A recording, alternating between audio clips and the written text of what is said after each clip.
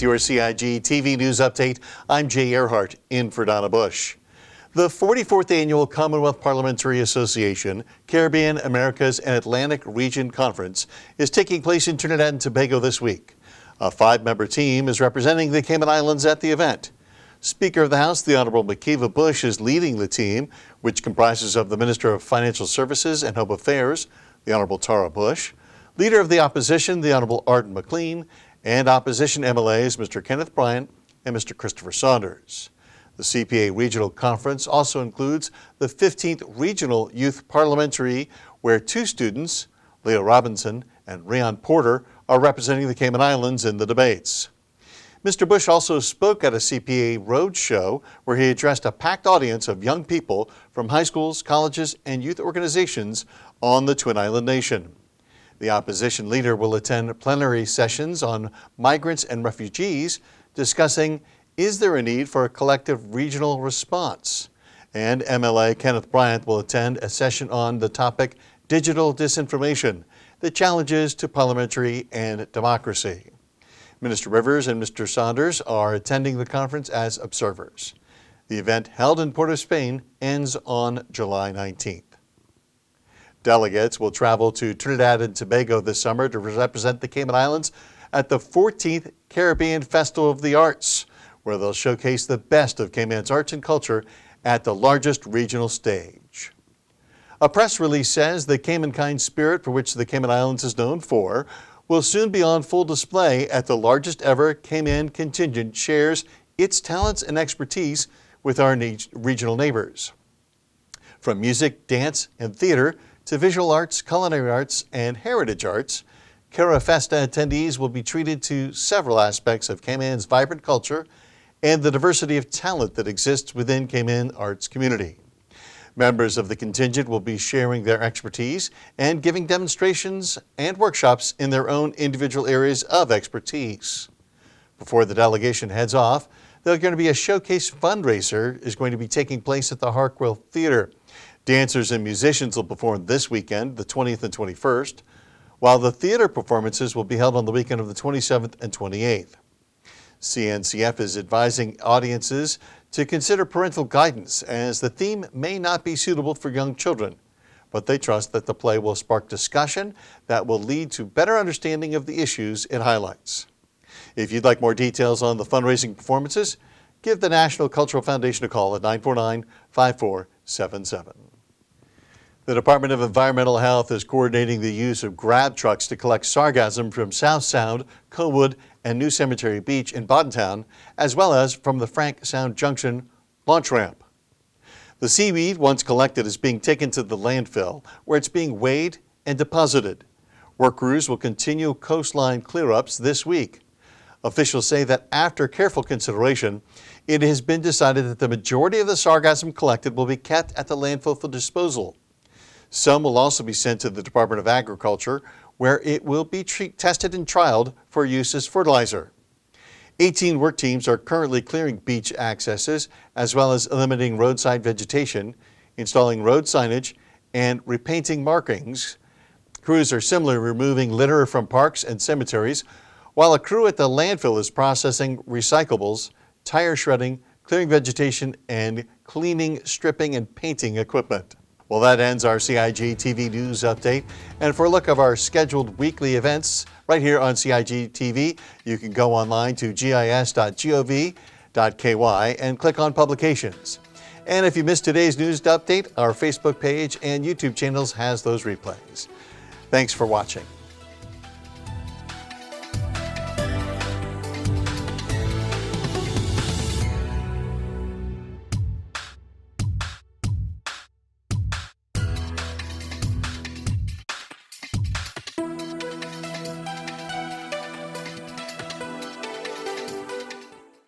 Boating, fishing, and water sports in the Cayman Islands are great, but keep a cool head.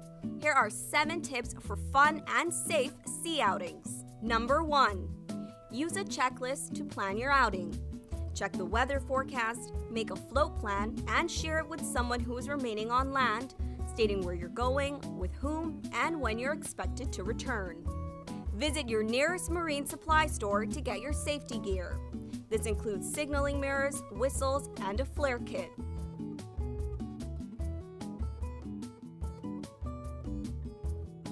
It's also very important to have onboard flotation devices and life vests for each person. There are different types of vests. Some are for water sport activities such as snorkeling, and others are for going on offshore boating or on fishing trips. Number 2. These items can be lifesavers in case of an accident or bad weather. Number 3. Use a motor kill switch, especially if you're boating alone. In case of a leak or breakdown, always stay with the boat until help arrives. If you capsize, an emergency beacon or locator device can send a distress signal to inform the authorities of your location. Larger flares will indicate distress to a boat, airplane, or search and rescue officials. Number 4. In addition to sunscreen, food, and beverages, it would be smart to have a cell phone. Make sure your marine radio works. Cayman boaters use Channel 16 to communicate. Number 5. Also, don't forget your anchor and sufficient rope. Number 6. Boat operators should be familiar with the local waters and reefs, as well as the capabilities and functions of the vessels they are using. Always obey the rules of the sea and the marine environment, and have courtesy for others. Number 7. Alcohol and salt water do not mix, especially if you're the captain. Some useful contact numbers are 911. The RCIPS Marine Base is 649-7710, and the Port Authority is 949-2055. Smooth sailing, all!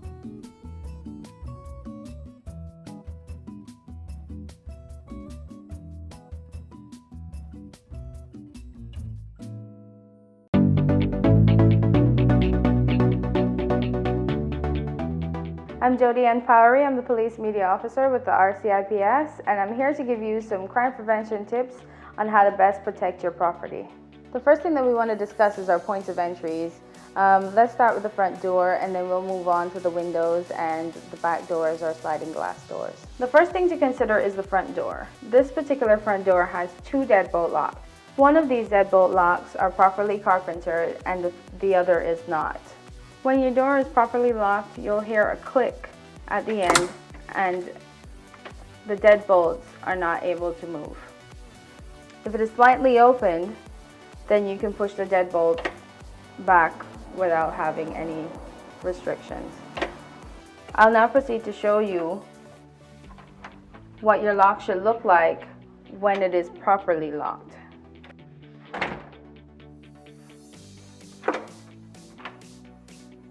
When it comes to your windows, you want to make sure that your window is locked all the way down, because even though the lock is on, if it's not all the way down, it can still be pried.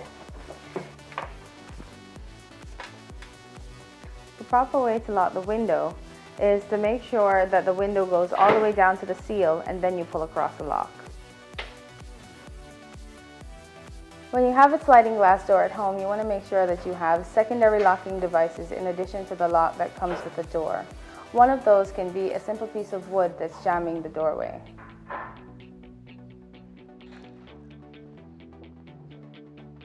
We want to encourage you to ensure that you don't make things easy for burglars who are looking for opportunities to break into property by leaving your property out in plain view. Some of these items are your car keys, your electronics, and your handbags. Make sure that you put these properties away when you're leaving the house or when you're going to bed. When you're going camping or if you're taking your family on a trip, you want to ensure that your property has some sign of life. This can be done by leaving a light on or putting timers on your lights. And we want to ensure that our family homes are safe. In order to do so, we encourage that people take the proper precautions by starting up neighborhood watches or encouraging family members or persons they trust to check on their properties while they're away.